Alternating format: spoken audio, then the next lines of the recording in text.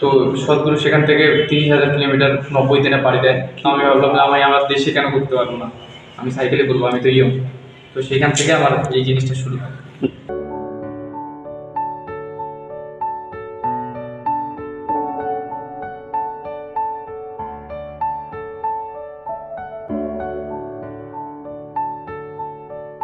কোচবিহারের ছেলে জয়ন্ত বর্মন ব্যাঙ্গালোর থেকে কোচবিহারে 3,000-এরও বেশি কিলোমিটার সাইকেল চালিয়ে ফিরে এলেন ঘরের ছেলে।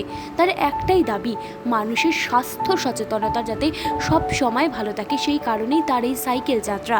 এই দিন কোচবিহার প্রেস ক্লাবে সাংবাদিকদের মুখোমুখি হয়ে তাকে সংবর্ধনা জানালেন ফাঁসিরঘাট সেতু আন্দোলন কমিটি। পাশাপাশি জয়ন্ত বর্মনও সাংবাদিকদের মুখোমুখি হয়ে ফাঁসিরঘাট সেতুর দাবি জানান এদিন। প্রথমে তো আমি সবাইকে ধন্যবাদ। আর প্রথমে যে আমি যাত্রাটা শুরু করি, এটা স্বাস্থ্য সচেতনের উপর। কথা হচ্ছে, আমি ব্যাঙ্গালোরে দীর্ঘদিন থেকে থাকি। সেসব জায়গায় যতগুলো বেসরকারি হসপিটাল আছে, সব জায়গাতেই আমি বাঙালিদেরকে 80 থেকে 90% দেখছি। তো আমার মনে প্রশ্ন জাগে, কেন শুধু আমরাই বাঙালিরাই এতটা পরিমাণে এইখানে আসে রুগী হয়ে? আমাদের চিকিৎসা ব্যবস্থা খারাপ, নাকি আমাদের খাদ্য সংস্কৃতি খারাপ? আমাদের খাদ্যগুলো সুস্বাদু হতে পারে, কিন্তু কতটা স্বাস্থ্যকর আমাদের ভাবার বিষয় এসে গেছে কিন্তু, নাকি আমাদের দুটোই খারাপ?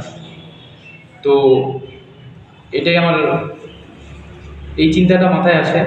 তো তারপরে আমি সদ্গুরুকে দেখার পর ভাবলাম যে একজন বৃদ্ধ বয়স্কের লোক, 70 বছরের বয়স্কের লোক, যদি ইউরোপ থেকে আসতে পারে। গত বছর তিনি সেফ সয়েলের জন্য একটা র্যালি করেছিলেন বাইকে। তো সেখান থেকে আমি ইন্সপায়ার হই। তো সদ্গুরু সেখান থেকে 30,000 কিলোমিটার 90 দিনে পাড়ি দেয়। তো আমি ভাবলাম যে আমি আমার দেশে কেন করতে পারবো না, আমি সাইকেলে করবো, আমি তো ইয়ং। তো সেখান থেকে আমার এই জিনিসটা শুরু হয়। আপনারা ভাবুন, এখন আমাদের বাঙালিদের ভাবার সময় এসে গেছে যে আমাদের লাইফস্টাইল চেঞ্জ করা উচিত কি উচিত নয়। আজকে সাউথ ইন্ডিয়াতে যান আপনি, সাউথ ইন্ডিয়ার যে কোনো শহরেই 12টার পর সব শহরবাসী ঘুমিয়ে যায়। কলকাতা কি ঘুমোয়? শিলিগুড়ি কি ঘুমোয়? এখন তো শুনলাম কোচবিহারও জায়গা শুরু করে দিচ্ছে। তো এই জিনিসটা কি স্বাস্থ্যের জন্য ভালো?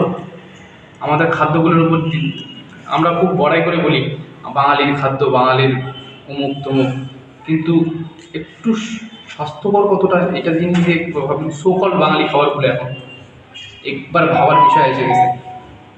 আর ভারতবর্ষে অন্য কোনো জাতি এতটা সাফার করে না রোগের জন্য যতটা বাঙালি আমরা করি। এটাই আমার তখনকার মতন বক্তব্য। আর এখন হচ্ছে আমার দ্বিতীয় দাবি হচ্ছে ফাঁসিরঘাটের সেতু আন্দোলন। এই কমিটির সাথে আমি দীর্ঘদিন, প্রায় 5-6 বছর, 2016 থেকে যখন থেকে শুরু হয়েছিল তখন থেকেই আসি। মাঝখানে গ্যাপ গেছে, আমি বাইরে গেছি কর্মসূত্রে, কিন্তু তারপরে আমি সবসময় যোগাযোগ রাখছিলাম দাদার সাথে। কমিটির কাজ কীভাবে চলছে, কীরকম অমুক তমুক সব কিছু ইয়ে করতাম।